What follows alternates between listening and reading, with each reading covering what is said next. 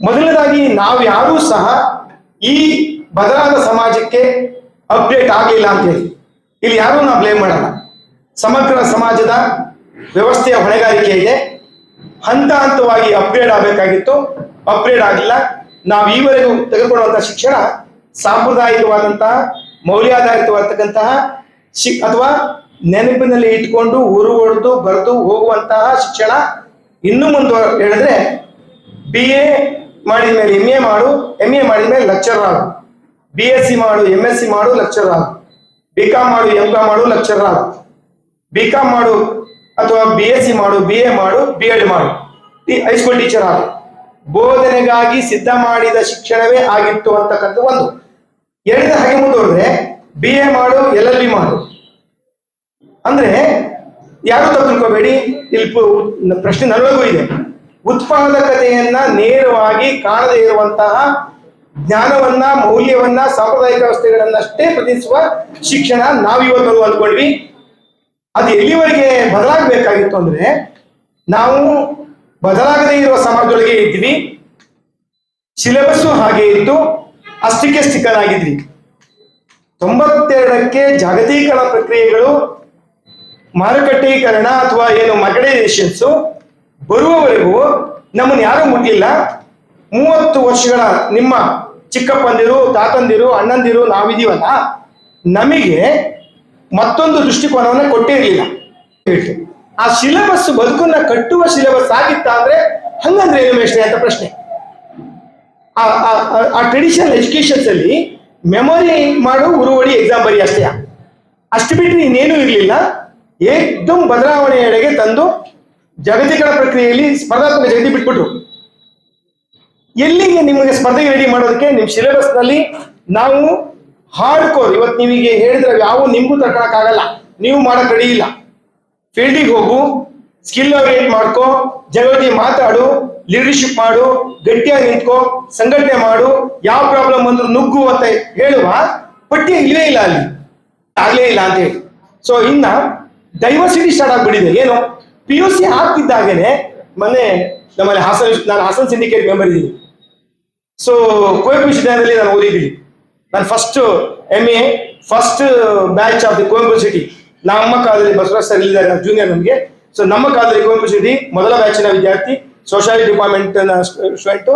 ನಾವು ಇಲ್ಲಿಂದ ಹೊರಗೆ ಬಂದಂತ. ಯಾಕಂದ್ರೆ ಕುವೆಂಪು ವಿಶ್ವವಿದ್ಯಾಲಯ ಮಹೇಶಣ್ಣ ಅವರು ಗಮನಿಸಲಿರುವಾಗ ಕುವೆಂಪು ಸಿಟಿ ಅಲ್ಲ, ರಾಜ್ಯದ ಎಲ್ಲ ವಿಶ್ವವಿದ್ಯಾಲಯಗಳ ಸಮಸ್ಯೆ ಇದು. USCMS ಆಗಲಿ, ಎಕ್ಸಾಮ್ಸ್ ಆಗಲಿ, ಅಡ್ಮಿಷನ್ಸ್ ಆಗಲಿ, miss matching of the time table of the curriculum miss matching ಆಗಿದೆ PUC ಇಂದ ಡಿಗ್ರಿಗೆ. ಅದು ಮತ್ತೆ ಮುಂದೆ ಹೇಳ್ತೀನಿ. ಸೊ ಅದು states always think about the marks. May be in future you are under the remarks. ನಿಮ್ಗೆ ಅರ್ಥ ಆಗುತ್ತೆ ಅನ್ಕೊಳ್ತೀನಿ. ನೀವು ಅಂಕಗಳ ಆಧಾರಿತವಾಗಿ ಬದುಕು ಕಟ್ತಾ ಇದ್ದೀರಿ. ಸೊ ಮುಂದಿನ ಬದುಕಿನಲ್ಲಿ ಗುರುತರವಾದಂತಹ ಸಮಸ್ಯೆಗಳು ಸಿಗಾಕೊಳ್ತೀರಿ. ಯಾಕಂದ್ರೆ ಫ್ರಂಟ್ ಬೆಂಚ್ ಅಲ್ಲಿ ಕೂತ್ಕೊಂಡು 100ಕ್ಕೆ 100 ಮಾರ್ಕ್ಸ್ ತೆಗಿತೀರಿ, ಲೈಫ್ ಇಲ್ಲ. ಯಾಕೆ ಅಂದ್ರೆ ಇಷ್ಟು ಕೋಟು ಪ್ಯಾಂಟ್ ಹಾಕೊಂಡು ನಿಂತ ನಿಮಗೆ ಬಾಮಗೆ ಪ್ರಾಬ್ಲಮ್ ಆಗಿದೆ, ನಾವು ಜಾಸ್ತಿ ಸಂಘಟನೆ ಮಾಡುವಂತ ಅಂದ್ರೆ ಮೆಸ್ಸೆ ಆಮೇಲೆ ಸಿಗ್ತೀವಿ ಅಂದ್ಬಿಟ್ಟು ಜಾಗರಣ ಮಾಡ್ಬಿಡ್ತೀರಿ. 2 ನಿಮಿಷ, I don't know, somebodies are come, ಅವ್ರು ಬಂದ್ರು ಅವ್ರು ಸ್ವಾಗತ ಮಾಡ್ಬಿಡು 2 ನಿಮಿಷ ಅಂತ ಅಂದ್ರೆ ನೀವು ಹೋಗಿ ಅವ್ರ ಹೆಸರು ಏನೋ ಕುಲಗೋತ ಬರ್ಕೊಂಡು ಒಂದು ಹೇಳಿ ಅಂತಂದ್ರೆ ನೀವು ಹೋಗು ಇಂತಹ ಸ್ಥಿತಿಯಲ್ಲಿ ನೀವಿದ್ದೀರಿ. ಅಂದ್ರೆ ಏನಾಗ್ತದೆ ಅಂತ ಹೇಳಿ. ಸೊ ಇನ್ನ ಆನ್ಲೈನ್ ಎಜುಕೇಶನ್ ಸಿಸ್ಟಮ್ ಶುರುವಾಗಿದೆ. ನೀವಾಗ ಉಳಿಲೇ ಇಲ್ಲ. ನಾನು ಬೇಕಾಗಿಲ್ಲ, ಮೊದಲೇ ಹೇಳಿದೆ, ನಾನು ಬೇಕಾಗಿಲ್ಲ, ನೀವಾಗ ಉಳಿತೇ ಇಲ್ಲ. ಫಾರ್ಮಲ್ ಎಜುಕೇಶನ್ ಸಿಸ್ಟಮ್ ಬೇಡವಾಗಿದೆ. ಡಿಗ್ರಿಗಳು ಎಷ್ಟು ಬೇಕು ಡಿಗ್ರಿಗಳು ಸಿಗ್ತವೆ, ಕಸ್ಟಮರ್ಸ್ ಅಲ್ಲ ಮತ್ತೊಂದು. ಪ್ರತಿಯೊಬ್ಬರ ಡಿಗ್ರಿ ಇದಾವೆ, ಆದ್ರೆ ಜ್ಞಾನ ಇಲ್ಲ. ಜ್ಞಾನ ಇರದ ಪದವಿ ಮೊದಲ ಶತ್ರು. Major the problem is from the society side.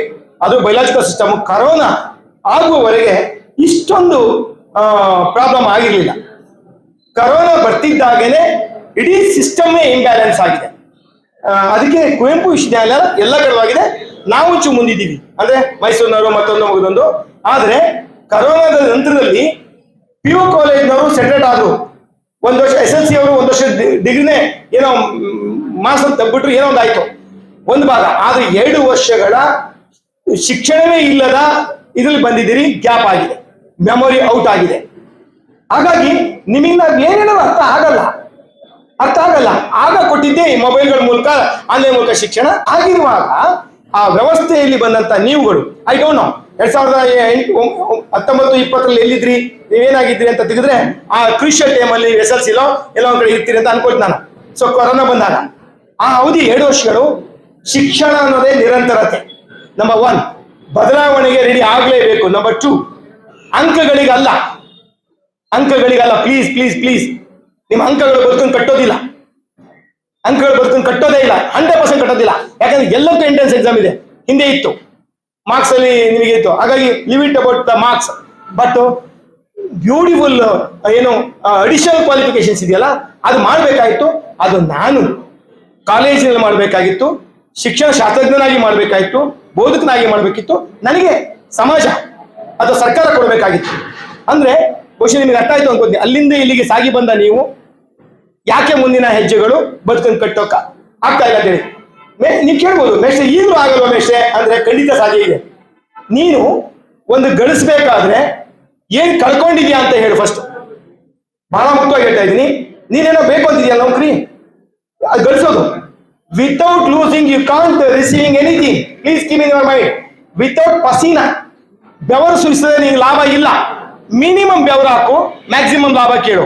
ಬೆವರೇ ಇಲ್ಲದೆ ನೀನು ಇದಕ್ಕೆ ಬಂದ್ಯಾ, ಬಂಡವಾಳ ಹಾಕದೆ ಲಾಭಕ್ಕೆ ಹೋಗ್ತಾ ಇದೆಯಾ. ಹಾಗಿರುವಾಗ ಕಷ್ಟ ಇದೆ. ಇಲ್ಲ